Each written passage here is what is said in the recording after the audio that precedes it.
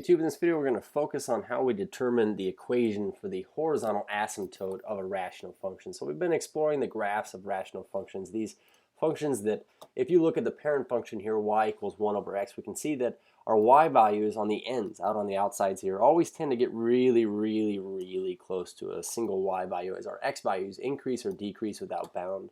So we're going to focus on how we find that horizontal asymptote, or that value of y that our function is getting really close to as our x values grow either to the right or to the left. So let's look at the definition, first of all, of a horizontal asymptote. We say that the line y equals b. So you can see that y equals b, this is a horizontal line, okay? And in each of these diagrams here, it's some height b. But we say the line y equals b, this horizontal asymptote, is a horizontal asymptote of the graph of f if f of x approaches b as x increases or decreases without bound. So in other words, as we go out to the end of our graph, out on the end, right here, out on the end, we can see that our y values keep getting closer and closer to the single y value that they're referring to has a height of b in either of these instances. So in arrow notation, let's take a look at what this says here. We say as x goes to the right, as x goes to positive infinity, right here, our y values are getting really close to b. Also here it says as x goes to infinity, our y values are getting close to b. So we could say as we go to the right here, on all of these graphs, as a matter of fact, going to the right, our y values are all getting close to b. But what I want everybody to notice is this. We could have a graph that comes up from underneath the horizontal asymptote and always gets closer to it, or comes down upon the horizontal asymptote and always gets closer to it. But it is very important to remember that, well, I'm going to write a little note here. Horizontal asymptotes can cross, or graphs can cross a horizontal asymptote. So we say graphs of rational functions may cross horizontal asymptotes near the middle sections of the graph. Horizontal asymptotes matter only for very large or small values of x. In other words, our horizontal asymptotes only matter on the outsides of our graphs. What our y values are getting close to on our graphs as our graph x values get very large or small. So you see this parent function here. I have another function here. We can see that our y values out on the end, our y values are getting really close to a y value of 0. And I would say that this graph right here, x plus 1 over x minus 1, our y values on the left get really, it looks like they're getting closer and closer to 1. And out here on the right, they're getting really close to 1. So the question in this video is, how do I determine the horizontal asymptote equations for my function? And so that is broken down using this chart right here. We're going to make a few notes on this, but locating horizontal asymptotes, we say let f be our rational function given by this top polynomial over the bottom polynomial. So things we want to note here, we say a sub n and b sub m. These are the leading coefficients of both the top and the bottom respectively. So the leading coefficients, a sub n and b sub m, and these are always located in the front of each expression if they're written in standard form. I also want to make a note here. We'd say that the degree equals n on the top and the degree on the bottom equals m. So we have the degree of the top and the bottom. Okay, so it says the degree of the numerator is n, the degree of the denominator is m, and to find the horizontal asymptote, I'm either going to say it has one or it doesn't. So let's make a little note here. A rational function graph has a horizontal asymptote or it doesn't. It sounds really silly. How about we put it this way? Has one horizontal asymptote or it doesn't. Okay, so we either have a horizontal asymptote or we don't. But I tell you, if it exists, then we say that the degree plays a large part into this. So these three different possibilities are these. We say if n is less than m, what we're going to write right here is this. N is the degree of the top, m is the degree of the bottom. We're going to write a little note here. This is bottom heavy. This is not a technical term. This is just a term that when I'm having a combo with my students I use. We say bottom heavy.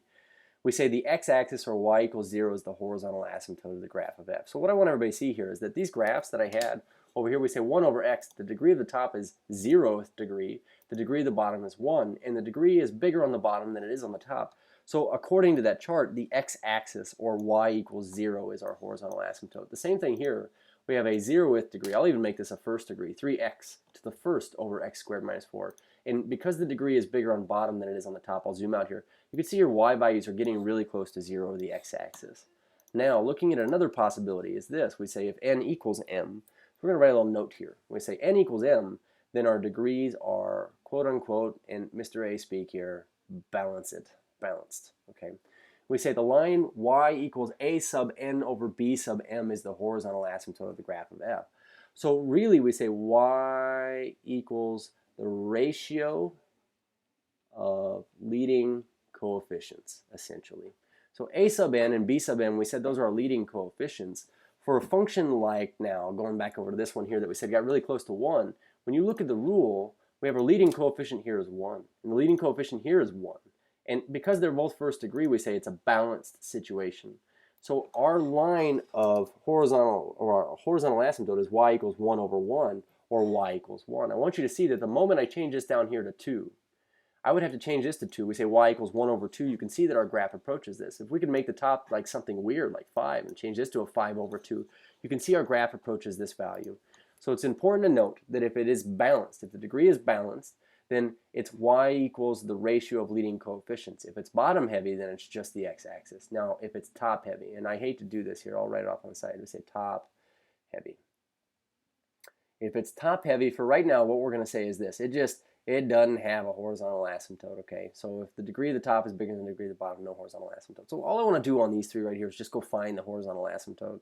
And so I don't want to simplify any of these. As a matter of fact, they're all similar anyway. So let's take a look at this. We're just looking at degree. So I'm going to write here, I'm going to say the degrees are equal. We say balanced. And so we're balanced here. When we write our horizontal asymptote, we just write HA.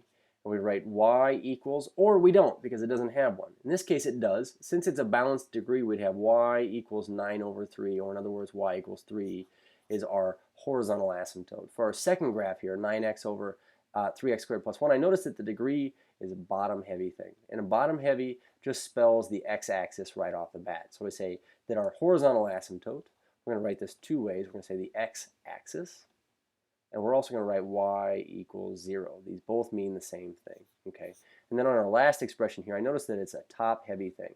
So since it's top-heavy, it just simply means that we're not going to have any horizontal asymptote. We say horizontal asymptote, I suppose there would be none.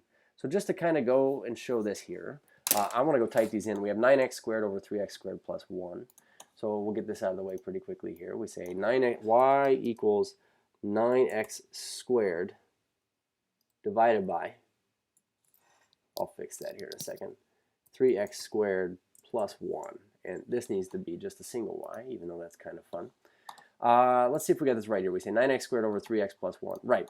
So we saw here that our y equals 9 over 3 asymptote would be our asymptote. We can see that on the picture here. If we went back now and changed this to just being first degree, which is really what the second equation was, we could see that y equals 0 is our horizontal asymptote, or the x-axis. And if I go back and change the top to being a third degree thing, we can see that there is no horizontal asymptote. Our graph, as our x values get really big, our y values either get really big or decrease without bound. So that's how you find horizontal asymptotes. You compare the degree of the top and the bottom. Cheers.